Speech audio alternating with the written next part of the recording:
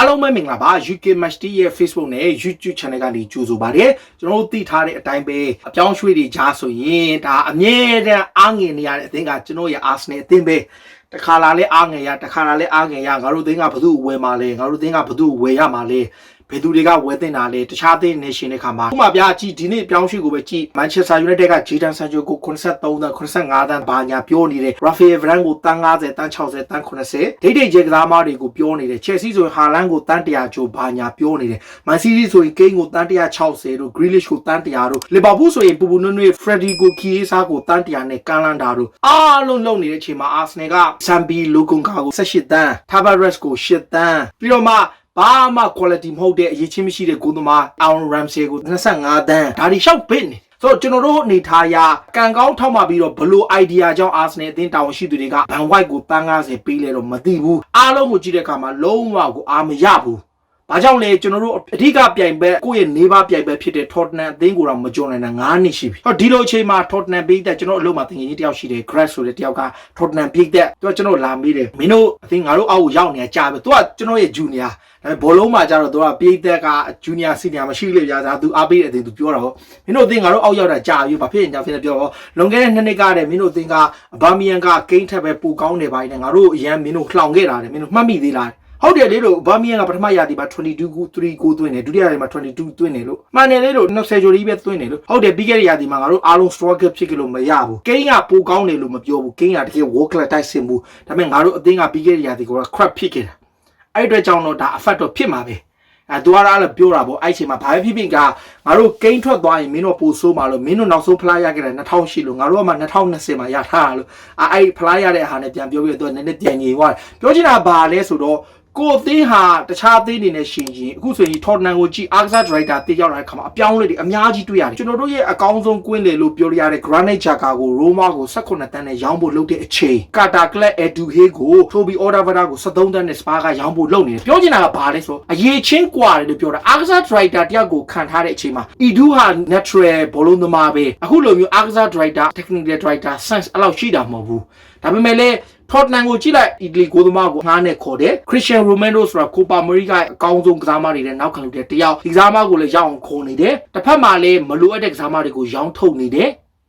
ပြောချင်တာကဒီဓာတ်အပြေသူတို့ရှင်းထုတ်နေတဲ့အချိန်မှာတော်တော်လေးဟုတ်နေတယ်တွားနေတဲ့ process ကောင်းတယ် Nuno Espirito Santo ကတော့ Arsenal Director ရဲ့ idea ကြောင့် Daniel Levy မကြိုက်ပေမဲ့လည်းခန့်ထားတယ် process ကတွားနေတယ်ကျွန်တော်တို့အသင်းကဘဲလျံကြီးဖြစ်နေတယ်ခံစစ်ပိုင်းကိုလည်းကြည့်လို့ရှိရင်ကိုရောင်ရောင်ဒီရောင်ရောင်ဂါဘရီယယ်ကလည်းတည်ငြိမ်မှုမရှိဘူးဒါပေမဲ့လူးစ်လည်းထွက်သွားပြီအဲ့မှာ28တန်းပေးထားတဲ့ဝီလီယံဆလီဗာလည်းအခုတတိယအချိန်မြောက်ငါကစားမယ်ဆိုတော့စဉ်းစားတာကဘာအတွက်သူတို့ဝယ်ထားတာလဲတစ်ဖက်မှာလည်းဘယ်လရန်ကိုအရင်ကဘာဆိုနာကတန်း50တန်း40တခြားသင်းတွေခေါ်တော့ကတော့မရောင်းခဲ့ပဲအခုကျတော့15တန်းနေကိုယ့်ရဲ့အကောင်းဆုံးကွင်းနေတဲ့တယောက်ဖြစ်တယ်အာဆင်မှာညံ့ပေမဲ့လည်းဆွစ်ဇာလန်မှာဘလောက်ကောင်းလဲတွေ့ထားပြီးသားပါဒီကစားမကို18တန်းအများဆုံးတောင်းထားတယ်ဘာကြောင့်အဲ့လောက်ထိပြောင်းရွှေ့ခြင်းနေနေကြတာလဲChelsea ဆိုရင်ဘာမှမသိတဲ့လူငယ်စားမကိုရောက်လာတော့မှတန်း20ကျော်ရတယ်လီဗာပူးဆိုရင်ကြီးပေါ်တိုကိုအငှားချထားတဲ့ဆာဗီယာကဒီစားမလေးကို15တန်းရတယ်အာဆင်နယ်ရောက်လာတဲ့တခြားစီပဲဆိုတော့နံပါတ်1အသင်းဘက်ကအဲ့ဘိုင်းကြီးအရန်ညံ့တယ်အခုအသင်းကအဝေးတဲ့အပိုင်းမှာနည်းနည်းလေး aggressive ဖြစ်လာတယ်အရင်ကတပြားနှစ်ပြားခွာပြီးတော့ရအောင်ညှိတဲ့အပိုင်းတွေမှာတိတ်မညှိတော့ဘူးပေးစရာရှိပေးလိုက်တယ်ဒါပေမဲ့အဲ့ဒါကလည်းကျွန်တော်မကြိုက်ဘူးပြောချင်တာဘာလဲဆိုတော့ရောင်းဖို့ဝယ်ဖို့လုပ်တဲ့ခါမှာကိုရောင်းတဲ့ခါမှာလည်းမြင်းမြ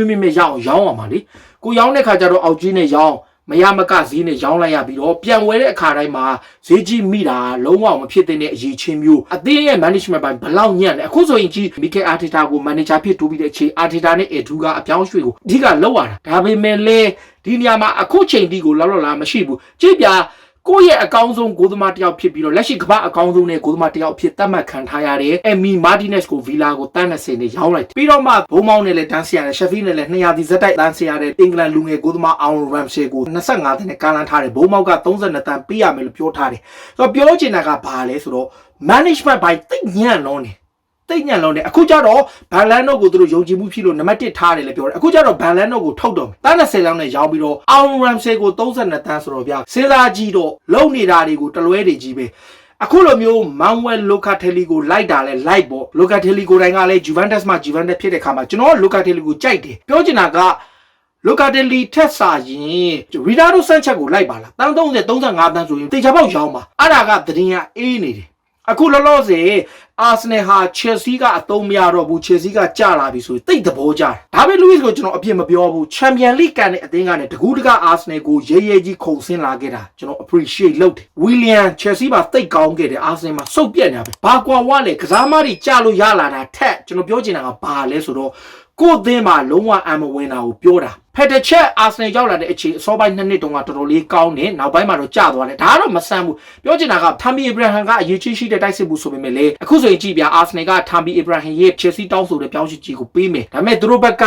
အငားနဲ့အရင်ခေါ်မယ်ပြီးတော့မှအဘိသက်ဝယ်ယူခွင့်ကိုပေါင်တန်းလေးစင်နဲ့စာချုပ်ချုပ်မယ်ဆိုတဲ့အချက်ကိုထည့်သွင်းပြီးတော့ချက်စီကိုကမ်းလှမ်းဖို့လုပ်နေတယ်နောက်တစ်ခုကလည်းအောင်ရမ်ဆေကိုရှက်ဖီးယူနိုက်တက်က32တန်းသတ်မှတ်ထားတဲ့အချိန်အာဆနယ်က25တန်းပေးပြီးခေါ်မယ်အပြောကတော့ရွှေမန်းပဲဒီနေရာမှာတကယ်လို့များရီနာဒိုဆန်ချက်လည်းမရခဲ့ဘူးမန်ဝယ်လိုကာတယ်လီလည်းမရဘူးဟော့ဆန်အာဝါကလည်းထော်တနန်နဲ့အာဆနယ်အပြိုင်လိုက်နေကြတယ်အဲ့လိုအချိန်ရူဗင်နက်ဘတ်ကိုလည်းမန်ချက်စတာယူနိုက်တက်ကလိုက်နေတဲ့အချိန်မှာအဲ့ဒီကစားမတွေမရရင်ဇာကာရီကာဆိုတဲ့ဆွစ်ဇာလန်ကွင်းလယ်ကစားမမူချင်ကလာဘက်ကသူကိုလိုက်တယ်ကျွန်တော်မမရရလေးဂရန်နစ်ဂျာကာပွဲပဲခံရတော့ဇာကာရီကာဆိုတဲ့ကစားမကစပိန်နဲ့ပွဲမှာအုံကိုသွင်းလိုက်တဲ့ကစားမအဲ့ကစားမတကယ်လည်းကောင်းပါတယ်ဗျာပဲပြောချင်တာဘာလဲဆိုတော့တကယ်ကိုဖူးဝါဖြစ်လို့တော့ပြောတာဘယ်လာရင်ကိုရောင်းမယ်ဈေးကဘယ်လောက်မှမရကိုအသင်းကထုတ်လိုက်မဲ့ကစားမတွေဘာမှမရဘူးတစ်ဖက်က James Madison ကိုလိုချင်နေတယ်ဗျာပြီးတော့ James Madison ကိုခေါ်မယ်ဒါပေမဲ့ပေးမဲ့ကစားမတွေက Ainsley Maitland-Niles ရဲ့ Reece Nelson တို့ Eddie Nketiah တို့ကိုလက်စားပါမရိုက်တာကန်ကောပြောချင်တာအားလားပဲအခုဆိုရင်ကြည့်ပြမီကယ်အာတီတာကတစ်ဖက်ကိုတပွဲပဲကန်ရမှာအဲ့တပွဲတွေကနေပြားကြီးအသုံးပြုရမှာဒီပွဲမှာမနိုင်လို့ရှိရင်သူထောက်ခံရမှာလက်ရှိနေထားရအာဆနယ်ကတကယ်ကိုစိတ်ပြက်စရာဖြစ်တယ်ခေါ်ထားတဲ့ကစားမတွေကတော့မစိုးဘူးလို့ပြောလို့ရပေမဲ့ဒီကစားမတွေဟာကျွန်တော်တို့ချန်ပီယံလိဝင်ခွင့်ရဖို့ကိုပဲအရင်ဖြော်လိုက်ရမှာချန်ပီယံလိဝင်ခွင့်ရဖို့တော့မှလက်ရှိနေထားရမှာဖြစ်နိုင်ဘူးတစ်ဖက်တပွဲပဲကန်ထားရတဲ့အချက်ကြောင့်အာဆနယ်ဟာတခြားသည့်နေတဲ့ဆိုင်ပွဲပတ်မှုတန်အများကြီးတက်တာနိုင်တယ်ဒီချက်ကအာဆနယ်ကိုတော်တော်လေးထောက်ကူပြုနိုင်ပေမဲ့စူဖလားပြိုင်ပွဲတွေဖြစ်ကြတဲ့ FA ကတ်တို့လီဖလားတွေကိုအာရုံစိုက်ရမယ်တစ်ဖက်မှာလေလက်ရှိထဲကကစားမကောင်းနေအချို့ကိုသူတို့ဘက်ကလိုက်ကိုလိုက်ရမယ်တေးကြတာတော့လိုအပ်နေတဲ့ထဲကနေသူတို့အနေနဲ့တေးကြပေါက်ကွင်းလေကစားမကောင်းတယောက်လိုတယ်မာတီအိုဒီကာကိုပြန်ခေါ်มาလားဒါမှမဟုတ်ရှင်ဟာဆန်အာဝါဖြစ်ဖြစ်ရီနာဒိုဆန်ချက်ပဲဖြစ်ဖြစ်မန်ဝယ်လိုကာတယ်လီပဲဖြစ်ဖြစ်ဂျိမ်းစ်မန်ဒဆင်ပဲဖြစ်ဖြစ်ကြိုက်တဲ့လူခေါ်ပြကောင်းရင်ပြီးရောအဲ့နေရာမှာဝီလီယံလူကစားမမျိုးကိုထုတ်တင်လို့တခြားမလိုအပ်တဲ့ကစားမတွေကိုလည်းရှင်းထုတ်နောက်ဂါဘရီယယ်မာတင်နယ်လီလေးကိုနေရာပေးလာကဆက်ကိုရောင်းမယ်မရောင်းဘူးဒါအခုချိန်ထိကိုဝေခွဲခတ်နေတယ်ဆိုတော့စိတ်ပြက်စရာအပြောင်းရွှေ့တွေကြားတဲ့ကအာဆနယ်အကြောင်းကိုကျွန်တော်တင်ဆက်ပေးတာပေါ့ဆိုတော့အာဆနယ်ကမီကယ်အာတီတာရဲ့နောက်ဆုံးရာသီပဲဒီရာသီမှာမှသူဆွမ်းဆောင်မှုမပြနိုင်ခဲ့ရင်သူဟာဂျောင်းရမှာဆိုတော့ဒါသူ့ရဲ့နောက်ဆုံးရာသီအဆုံးဖြတ်မှာသူဘယ်လိုဆွမ်းဆောင်နိုင်မလဲအာဆနယ်ကback in trap ဖြစ်တဲ့ချန်ပီယံလိဝင်ကိုပြန်ရနိုင်မလားဒါမှမဟုတ်ရှင်အာဆနယ်အသင်းကဒီထက်ပိုဆိုးသွားတဲ့အခြေအနေမျိုးနဲ့ရင်ဆိုင်ရမှာပြည်သက်တွေဘယ်လိုမြင်ကြလဲကိုယ့်ရဲ့အမြင်တွေကိုကိုမှဝင်ရောက်မှတ်ချက်ပေးကြပါဒါအပြင်တစ်ဖက်မှာလေကျွန်တော်တို့ UK match ကလက်ရှိ loss မှာဒါအတိုင်းအတာတစ်ခုကြောင့် Facebook ကနည်းနည်းလေးတင်းကျပ်မှုတွေကြောင့်တိတ်မတင်နိုင်တဲ့ကြောင့် Champion UK မှာဗီဒီယိုလေးတွေတင်နေပါတယ်ဗီဒီယိုလေးတွေသတင်းတွေတင်နေပါတယ်အဲ့မှာသွားရောက်ကြည့်ရှုကြပါတစ်ဖက်မှာလေ Champion UK ကိုလည်း Facebook မှာဝင်ရောက်ပြီးတော့ follow လုပ်ပါ share ပါ like လုပ်ပေးကြပါတော့တောင်းဆိုပါတယ် Champion UK ကလည်း UK မှာခေလို့ပဲ YouTube ရော Facebook ရောရှိတော့တကယ်လို့စိတ်ဝင်စားတဲ့ရှင် Champion UK ကို YouTube မှာလည်းဝင်ရောက်အားပေးနိုင်ပါတယ် Subscribe လုပ်တဲ့ဘလုံးပေးသက်တဲ့အားလုံးလည်းကျေးဇူးတင်ပါတယ်အားလုံးကိုကျေးဇူးတင်ပါတယ်အရေးတော်ပုံအောင်ရမည်